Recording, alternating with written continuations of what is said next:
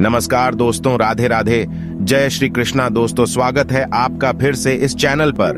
दोस्तों सच्ची श्रद्धा से कमेंट में जय श्री राधे कृष्णा जरूर लिखें। दोस्तों वर्तमान समय में हम जिस युग में जी रहे हैं उसे कलयुग कहा गया है।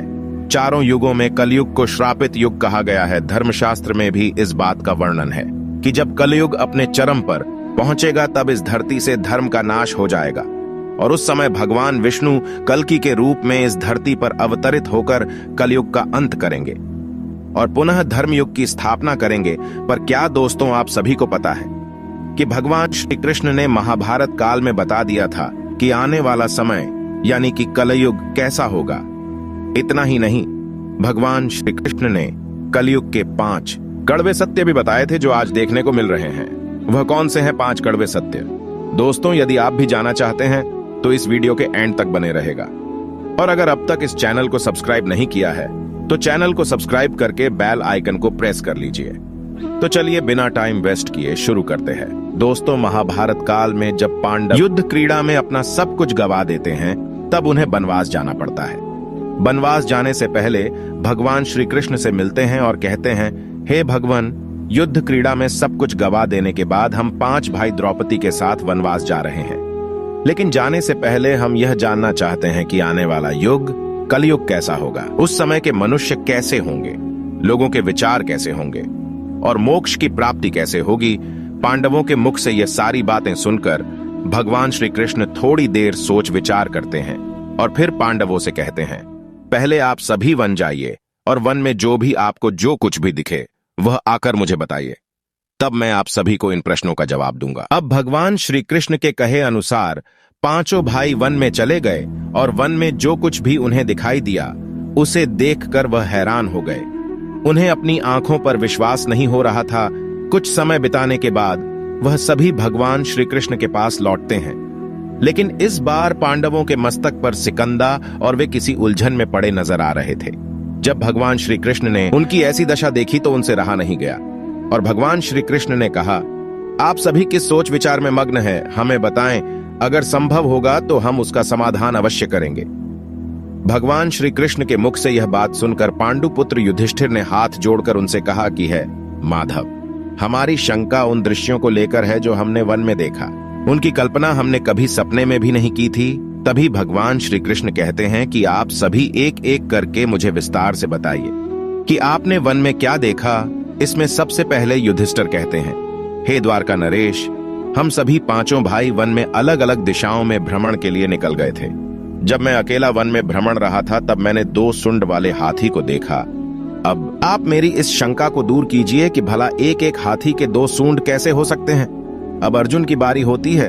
अर्जुन बताते हैं कि उन्होंने एक ऐसे पक्षी को देखा जिसके पंखों पर वेद की रचनाएं लिखी हुई थीं और वह मुर्दे का मांस खा रहा था। अर्जुन के बाद भीम बताते हैं कि उन्होंने वन में एक ऐसी गाय को देखा जिसने अपने बछड़े को जन्म के बाद चाट रही थी कि उसके शरीर से खून आने लगता है। इसे देखकर मैं हैरान रह गया कि कोई माता अपने बच्चों के साथ ऐसा कैसे कर सकती है। अब भगवान श्री कृष्ण सहदेव से पूछते हैं कि सहदेव, तुमने वन में क्या देखा? तो सहदेव ने कहा कि मैंने एक जगह बहुत से कुएं को देखा जहां हैरानी की बात यह है कि आसपास के सभी कुएं में पानी था और बीच का कुआं खाली था। बीच का कुआं गहर भी है लेकिन फिर भी उसमें पानी नहीं है। ऐसा कैसे संभव है? अब नकुल आगे बताते हैं कि वे जब वन में भ्रमण कर रहे थे तब उसने एक बड़ी चट्टान पर्वत से लुढ़कते हुए देखा। वह चट्टान कितनी ही बड़े वृक्षों और सिलावों से टकराती है, लेकिन उसे कोई रोक नहीं पता और अंत में एक छोटे से वृक्ष के स्पर्श से वह चट्टान रुक जाती है। अभी युधिष्ठिर भगवान श्री से कहते हैं कि है वासुदेव, हम भाइयों ने जो भी मन में देखा उसका सारा विस्तार आपसे बता दिया। अब आप हमारी सारी शंकाओं को दूर करते हुए हमें विस्तार से बताइए।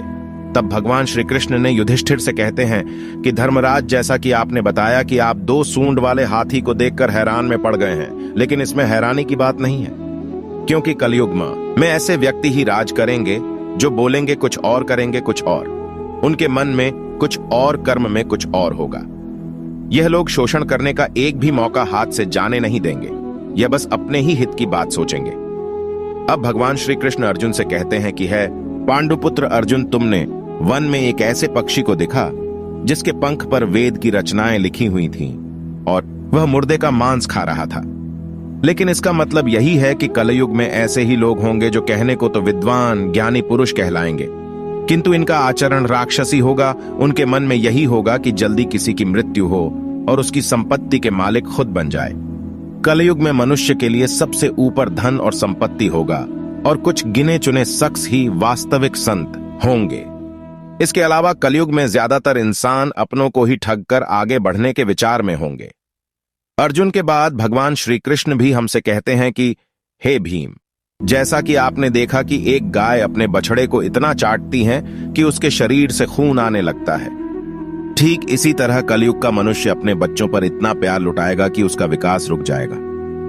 एक माता की ममता अपनी औलाद की मोह माया और संसार में इस तरह बांध के रख देगी कि उसके बच्चे का जीवन नष्ट हो जाएगा। अगर किसी का बेटा घर द्वार छोड़कर साधु बन जाएगा तो उसके दर्शन को हजारों व्यक्ति जाएंगे, किंतु अपना बेटा साधु बनेगा तो वह रोएंगे, विलाप करेंगे कि मेरा बेटा गलत रास्ते पर चला गया।